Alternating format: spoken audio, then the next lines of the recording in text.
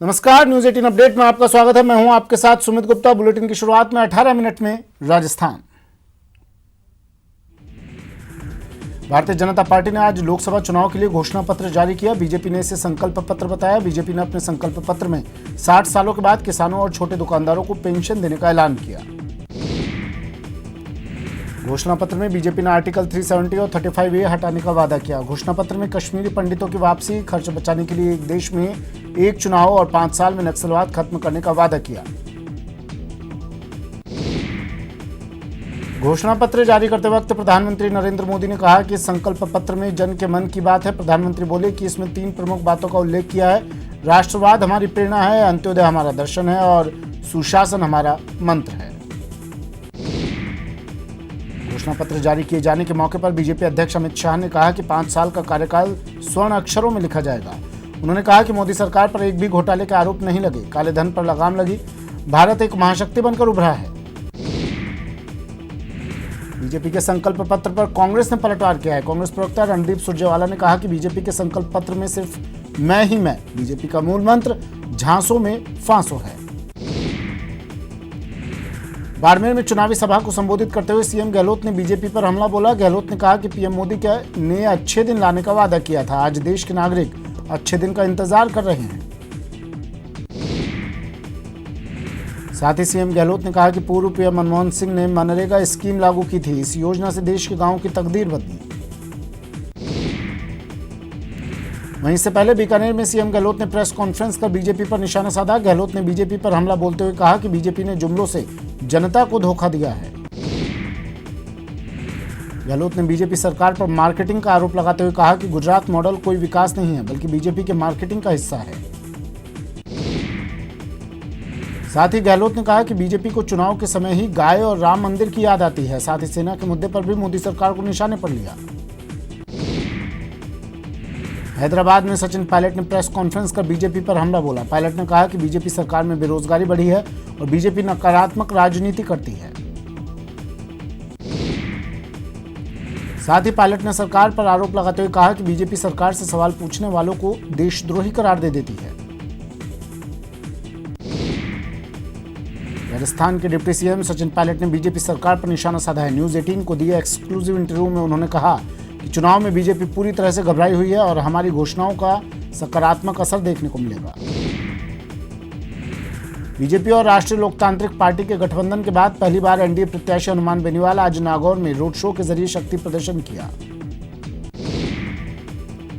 बाड़मेर से कांग्रेस प्रत्याशी कर्नल मानवेंद्र सिंह ने आज कलेक्ट्रेट पहुंचकर अपना नामांकन दाखिल किया। इस दौरान एमएलए हेमाराम चौधरी समेत तमाम कार्यकर्ता मौजूद रहे। झालावाड़ से बीजेपी प्रत्याशी दुष्यंत सिंह ने चौथी बार आज अपना नामांकन दाखिल कर दिया। नामांकन से उन्होंने राड़ी के हनुमान जी मंदिर में पूजा अर्चना की और शहर के मुख्य मार्गों पर रोड शो निकाला। राजसमंद से बीजेपी प्रत्याशी दिया कुमारी ने आज अपना नामांकन दाखिल किया। नामांकन के बाद सभा का आयोजन हुआ, जिसमें केंद्रीय मंत्री प्रकाश जावड़ेकर भी मौजूद रहे। पाली से बीजेपी प्रत्याशी पीपी चौधरी ने आज अपना नामांकन दाखिल किया। नामांकन दाखिल करने के बाद उन्होंने जनसभा को संबोधित किया। इस दौरान पूर्व मुख्यमंत्री वसुंधरा राजे भी मौजूद रही। उदयपुर लोकसभा सीट से बीजेपी प्रत्याशी अर्जुन मीणा ने कलेक्ट्रेट पहुंचकर अपना नामांकन दाखिल कर दिया। लोकसभा माधोपुर लोकसभा क्षेत्र से सुखबीर सिंह जौनापुरिया ने नामांकन भरा। इस दौरान विधायक कन्हैयालाल चौधरी, पूर्व विधायक अजीत मेहता समेत कई बीजेपी नेता मौजूद रहे। बाड़मेर से बीजेपी प्रत्याशी कैलाश चौधरी ने अपना नामांकन दाखिल किया। इस दौरान बीजेपी नेता हमीर सिंह भायल, अमराराम चौधरी, लादूराम विश्नोई सहित बड़ी संख्या में बीजेपी नेता मौजूद रहे। चित्तौड़गढ़ संसदीय क्षेत्र से कांग्रेस प्रत्याशी गोपाल सिंह शेखावत ने आज रिटर्निंग अधिकारी के समक्ष सादगीपूर्ण तरीके से अपना नामांकन भरा। इस दौरान कैबिनेट मंत्री उदयलाल आंजना, राजेंद्र सिंह विदुड़ी सहित अन्य जनप्रतिनिधि मौजूद रहे। भीलवाड़ा में कांग्रेस उम्मीदवार रामपाल शर्मा ने नामांकन भरा। इस दौरान रामपाल शर्मा ने अपनी जीत का दावा किया। साथ ही कहा कि कांग्रेस विकास और न्याय के मुद्दे पर चुनाव लड़ेगी। जालौर में कांग्रेस उम्मीदवार रतन देवासी ने नामांकन दाखिल किया। इस दौरान मंत्री सुखराम विश्नोई समेत स्थानीय कांग्रेसी नेता मौजूद रहे। जयपुर के आमेर विधानसभा क्षेत्र में राज्यवर्धन सिंह राठौर ने जनसंपर्क कार्यक्रम के तहत महेश्वास कला और मुंडोता गांव में जनसभा को संबोधित किया। इस दौरान उन्होंने लोकसभा चुनाव में पीएम मोदी को मजबूत बनाने की अपील की। जयपुर में लोकसभा चुनाव को लेकर एक आईपीएस को अपनी नौकरी गंवानी पड़ गई। दरअसल आईपीएस महेंद्र चौधरी टिकट के लिए वीआरएस लिया था, लेकिन उन्हें किसी पार्टी से टिकट नहीं मिला। अलवर में मतदान जागरूकता को लेकर आज निर्वाचन विभाग की ओर से स्वीप कार्यक्रम के तहत तिजारा कस्बे में मतदाता जागरूक मैराथन दौड़ प्रतियोगिता का आयोजन किया गया। लोकसभा चुनाव शांतिपूर्ण, पारदर्शी और निष्पक्ष तरीके से कराने के लिए राज्य निर्वाचन विभाग पूरी तरह से एक्शन के मोड में आ गया है। किसी भी प्रकार की अप्रिय स्थिति से बचने के लिए प्रदेश में 1,52,000 लोगों को पाबंद किया गया है। बीजेपी ने स्टार प्रचारकों की सूची में राज्यसभा सांसद रामकुमार वर्मा को भी शामिल किया है। वर्मा के जरिए बीजेपी दलित मतदाताओं को रिझाने की कोशिश करेगी। स्वीप कार्यक्रम के तहत राज्य के मुख्य चुनाव आयुक्त आनंद कुमार और एडीजी कानून एमएल लाठर भरतपुर पहुंचे, जहां उन्होंने स्वीप कप और फोल्डर का विमोचन किया, साथ ही मतदान करने की शपथ दिलवाई। लोकसभा चुनाव को देखते हुए दौसा जिला निर्वाचन अधिकारी ने कलेक्ट्रेट सभागार में प्रकोष्ठ प्रभारियों की बैठक ली। बैठक में उन्होंने चुनावी कार्यों का फीडबैक दिया और उनकी समीक्षा की। जयपुर से बीजेपी प्रत्याशी रामचरण बोहरा एक बार फिर पीएम मोदी के नाम पर वोट मांग रहे हैं। न्यूज 18 से बातचीत में बोहरा ने कहा कि मोदी के पीएम बनने से विकास को पंख लग जाएंगे। लोकसभा चुनाव से पहले सैकड़ों अधिवक्ताओं ने भारतीय जनता पार्टी की सदस्यता ली है। प्रदेश कार्यालय में आयोजित कार्यक्रम में अधिवक्ताओं ने बीजेपी की सदस्यता ली।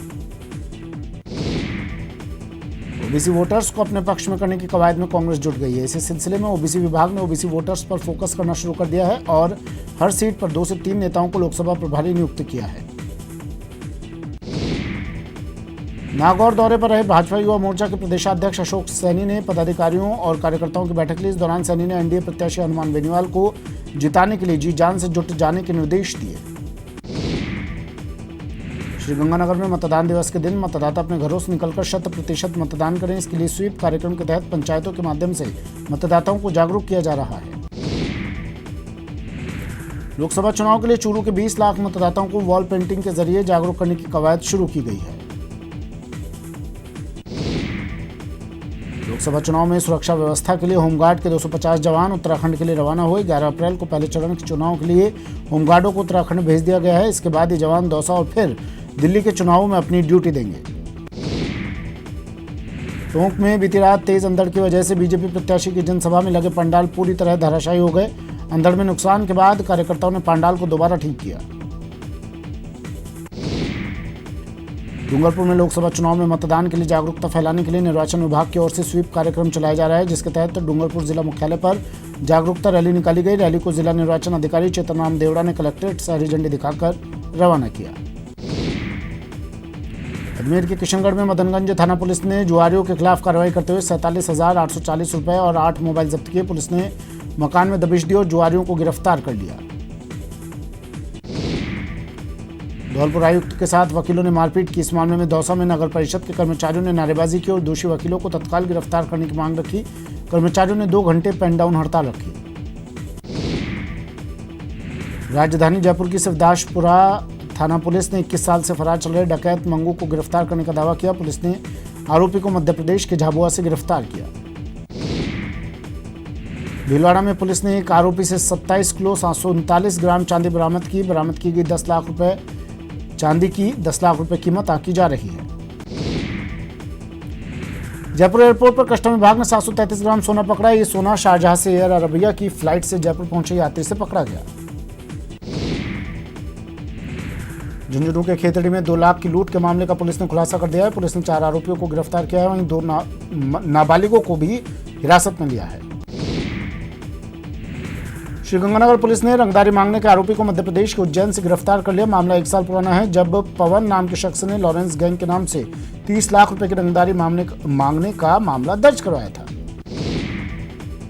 धौलपुर के बीलपुर में एक महिला का कुएं में शव मिलने से सनसनी फैल गई। महिला पिछले 19 दिनों से गायब थी। सूचना पर पहुंची पुलिस ने शव का पोस्टमार्टम करवाकर परिजनों को सौंप दिया।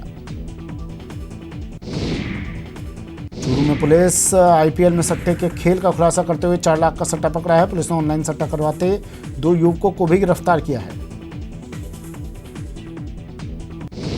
चलिए फिर से शुरू करते हैं 18 मिनट में राजस्थान। टोंक जिले के नेशनल हाईवे 12 के सरोली गांव में बीती रात अज्ञात कारणों से एक बाड़े में आग लग गई। आग के विकराल रूप लेने से एक साथ कई बाड़े इसकी चपेट में आ गए। तेज हवाओं और अंधड़ के बीच तेजी से फैलती गई आग पर लोगों ने अपने स्तर पर काबू पाने की कोशिश की। टोंक के गुंसी गांव में एलटीसी कंपनी के परिसर में बने वेयर हाउस नंबर 2 में आग लग गई। सूचना पर पहुंची दमकल ने 5 घंटे की मशक्कत के बाद आग पर काबू पा लिया।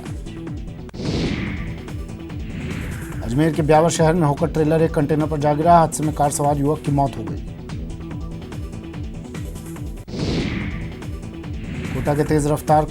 कोटा में तेज रफ्तार कार ने बाइक को टक्कर मार दी। हादसे में 2 युवकों की मौत हो गई। पुलिस ने शवों को मोर्चरी में रखवा दिया।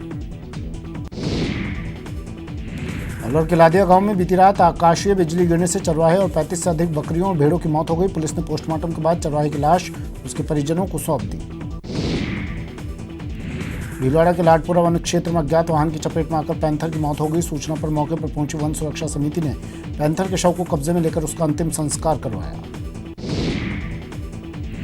कोटा के संतोषी नगर चौराहे से शराब की 4 दुकानों को हटवाने की मांग को लेकर महिलाओं का धरना आज 8वें दिन भी जारी है। धौलपुर आयुक्त से वकीलों की मारपीट मामले में जयपुर में सफाई कर्मचारी यूनियन, कर्मचारी ट्रेड यूनियन और नगरपालिका फेडरेशन समेत अन्य संस्थाओं की अगुवाई में धरना दिया गया। इसके साथ ही नगर निगम मुख्यालय में कर्मचारियों ने 2 घंटे का सांकेतिक धरना दिया। चित्तौड़गढ़ के अफीम अधिकारी के पास अफीम तुलवाने पहुंचे किसान विभाग के कारिंदों की तारीफ करते नहीं थकते। अफीम उत्पादन में पहले किसानों को अफीम तुलवाने के लिए विभाग के अधिकारियों के चक्कर काटने पड़ते थे और उनकी जेबें गर्म करनी पड़ती थी। राजस्थान वाहन चालक एवं तकनीकी कर्मचारी संगठन और कर्मचारी महासंघ एकीकृत संगठन ने साझा प्रेस कॉन्फ्रेंस में एक दूसरे का साथ देने का वादा किया। वायु सैनिक गिरिराज यादव की पार्थिव देह चाकसू उनके पैतृक घर पहुंची, जहां सैनिक सम्मान के साथ अंत्येष्टि हुई। बता दें कि 2 अप्रैल को स्विमिंग पूल में नहाते समय ड्यूटी के दौरान गिरिराज यादव के सिर में चोट आई थी, जिसके बाद 6 अप्रैल को वायुसेना कलकत्ता बैरकपुर अस्पताल में इलाज के दौरान उनकी मौत हो गई थी।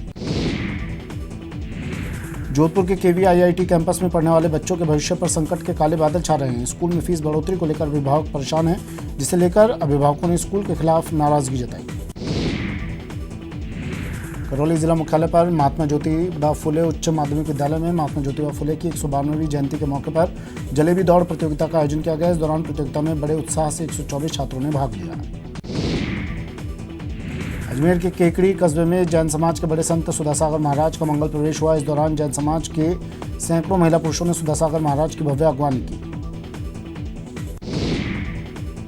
वडोदरा में गणगौर के मौके पर नवविवाहित महिलाओं को सिंजारे में मिठाई, श्रृंगार का सामान और गहने भेंट किए गए और महिलाओं ने हाथों में मेहंदी लगाकर सज धज कर गणगौर की पूजा की और सुहाग की लंबी उम्र की कामना की। जयपुर के बिरला सभागार में विद्या मंदिर क्लासेस की ओर से सेमिनार का आयोजन हुआ, जिसमें 1000 से ज्यादा स्टूडेंट्स और अभिभावक भी मौजूद रहे। देश भर में आज श्रद्धा भाव के साथ गणगौर का पर्व मनाया जा रहा है। कोटा के टिप्टा इलाके में भी गणगौर की पूजा की जा रही है। इस मौके पर महिलाएं अपने सुहाग की दीर्घायु की कामना के लिए व्रत रखकर मंदिरों में पूजा अर्चना करने पहुंच रही हैं।